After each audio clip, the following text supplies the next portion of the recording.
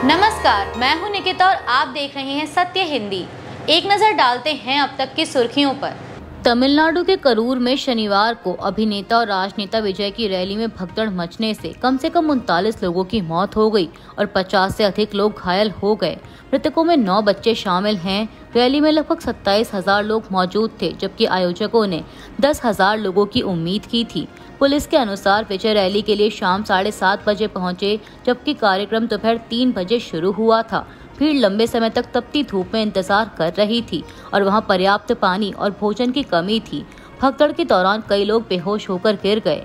DGP जी वेंकटरमण ने बताया कि जांच के लिए एक सदस्यीय आयोग गठित किया गया है। मुख्यमंत्री एम.के. स्टालिन ने मृतकों के परिवारों के लिए 10-10 लाख रुपए मुआवजा और घायलों के इलाज की व्यवस्था की घोषणा की है। वहीं भाजपा नेता अश्वत्थामन अली मुथु ने भी विजय की लापरवाही पर सवाल उठाए। विजय की बढ़ती लोकप्रियता के बीच यह हादसा उनके राजनीतिक सफर पर गंभीर सवाल खड़े करता है। तमिलनाडु के करूर में अभिनेता से नेता बने विजय की पार्टी टीवीके की रैली के दौरान मची भगदड़ में अब तक 39 लोगों की मौत हो चुकी है, जबकि 95 लोग अस्पताल में भर्ती हैं। राज्य के स्वास्थ्य सचिव पी सेंथिल कुमार ने बताया कि घायलों में से 51 को सरकारी मेडिकल कॉलेज एंड हॉस्पिटल में भर्ती कराया गया, जिनमें से एक की हालत गंभीर है, जबकि बाकी 44 लोग निजी अस्पतालों में इलाज करवा रहे हैं। सभी घायलों का विशेषज्ञ डॉक्टरों की देखरेख में इलाज चल रहा है। तमिलनाडु के करूर में रैली में हुई भगदड़ के बाद विजय ने सोशल मीडिया पर गहरा दुख जताया है। उन्होंने लिखा कि उनका दिल टूट गया है और वे असहनीय दर्द में हैं। विजय ने मृतकों के परिवारों के प्रति संवेदना व्यक्त करते हुए घायलों के जल्द स्वस्थ होने की प्रार्थना की। रैली में मची यह भगदड़ राज्य की राजनीति और सुरक्षा इंतजामों पर सवाल खड़े कर रही है। दिल्ली आश्रम के यौन शोषण मामले में स्वामी चैतन्यानंद सरस्वती को आगरा से गिरफ्तार कर लिया गया है। चैतन्यानंद पर 17 छात्राओं से यौन उत्पीड़न, फर्जी नंबर प्लेट और संस्थान में पदों पर अनुचित नियुक्ति के आरोप हैं। मार्च 2025 में आर्थिक रूप से कमजोर वर्ग की एक छात्रा ने शिकायत दर्ज कराई थी, जिसके बाद जांच शुरू हुई। आरोप है कि चैतन्यानंद ने छात्राओं से 60,000 रुपए दान लेने के बावजूद अतिरिक्त राशि मांगी और कई छात्रों को देर रात क्वार्टर में बुलाकर धमकाया भी। इसके अलावा उन्होंने अपने वफादारों का नेटवर्क बनाकर अयोग्य लोगों को पद भी दिलाए। शिकायत भारतीय वायुसेना के ग्रुप कैप्टन के ईमेल के बाद औपचारिक रूप से दर्ज हुई। अब दिल्ली पुलिस चैतन्यानंद से उसके छात्राओं के उत्पीड़न, नेटवर्क और फर्जी नंबर प्लेट के मामलों में पूछताछ करेगी। गिरफ्तारी के बाद मामले की पूरी सच्चाई सामने आने की उम्मीद है। अमेरिकी वाणिज्य सचिव हॉवर्ड लुटनिक ने भारत और ब्राजील जैसे देशों की आलोचना करते हुए कहा है कि उन्हें अपने बाजार खोलकर और अमेरिका को नुकसान पहुंचाने वाली नीतियों को रोककर सही प्रतिक्रिया देनी चाहिए। लुटनिक ने न्यूज नेशन को बताया कि ये देश अमेरिका के प्रति जवाबदेही दिखाएं और व्यापार में सहयोग करें। उन्होंने भारत की व्यापार और ऊर्जा नीतियों की भी आलोचना की और कहा कि रूस से सस्ता कच्चा तेल खरीदना गलत और हास्यास्पद है।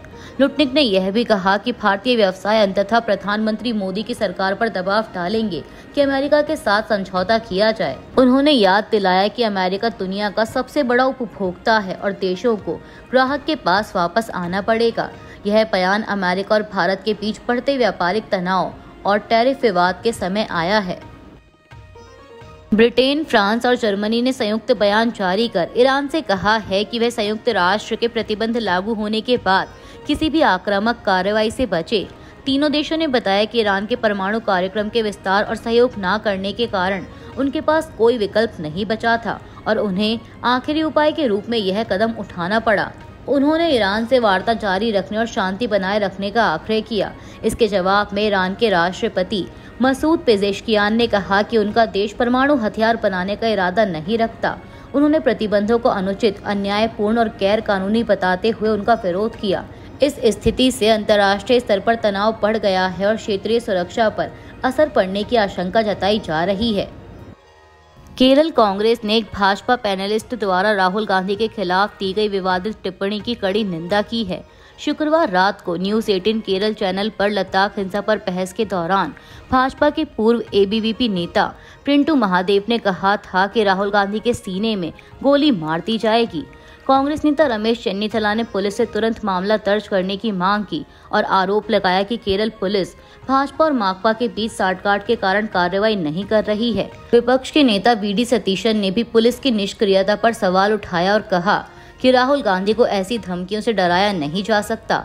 उन्होंने कहा कि राहुल गांधी सांप्रदायिकता और फासीवाद के खिलाफ लड़ाई लड़ रहे हैं और देश के लोकतांत्रिक लोग उन्हें चुप कराने की कोशिश कभी सफल नहीं होने देंगे। कांग्रेस अध्यक्ष मल्लिकार्जुन खड़गे ने लद्दाख की मौजूदा स्थिति पर गंभीर चिंता जताई है और पर्यावरण कार्यकर्ता सोनम वांगचुक की एनएसए के तहत गिरफ्तारी की कड़ी निंदा की है। खड़गे ने एक्स पर लिखा कि इस संकट की जड़ में बीजेपी का लद्दाख वासियों से किया गया विश्वासघात है।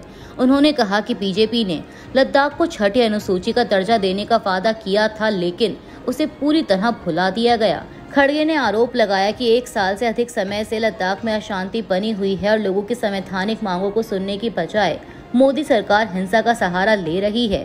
कांग्रेस अध्यक्ष ने कहा कि पार्टी लद्दाख में केवल शांति चाहती है, क्योंकि दशकों से इस क्षेत्र में सद्भाव और सुरक्षा बनाए रखना लोकतंत्र और राष्ट्रीय सुरक्षा के लिए जरूरी रहा है। अमेरिकी अभियोजकों ने दावा किया है कि खालिस्तानी अलगाववादी गुरपतवंत सिंह पन्नू की हत्या की साजिश में शामिल भारतीय नागरिक निखिल गुप्ता और पूर्व खुफिया एजेंट विकास यादव ने नेपाल या पाकिस्तान में एक और व्यक्ति की हत्या की योजना पर भी चर्चा की थी। यह आरोप न्यूयॉर्क की मैनहट्टन अदालत में दायर नए दस्तावेज में लगाए गए हैं। गुप्ता को जून 2023 में चेक गणराज्य में गिरफ्तार किया गया था और 2024 में अमेरिका प्रत्यर्पित किया गया। वहीं यादव को भारत सरकार ने पहले ही बर्खास्त कर दिया था। दस्तावेज में गुप्ता और यादव के बीच ईमेल, व्हाट्सएप संदेश और बातचीत के सबूत पेश किए गए हैं। अमेरिकी अभियोजकों का कहना है कि दोनों सिख अलगाववादी हरदीप सिंह निज्जर की हत्या और अन्य देशों में हत्याओं की योजना में भी शामिल थे। अभी के लिए इतना ही। बाकी की देश दुनिया की बड़ी खबरों के लिए जुड़े रहिए सत्य हिंदी के साथ।